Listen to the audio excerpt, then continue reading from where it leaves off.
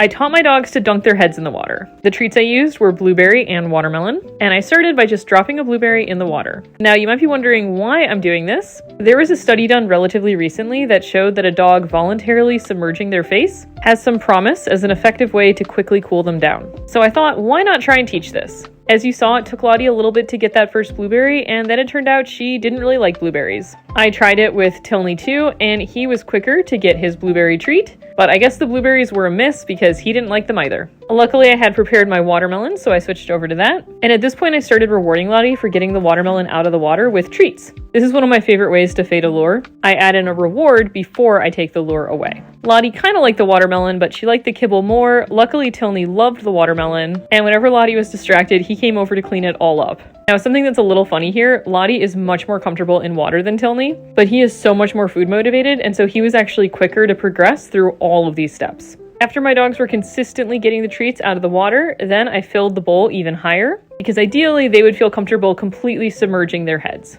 Raising it a little bit did not seem to bother them, and so then I switched to seeing if they could do this without the fruit in the water.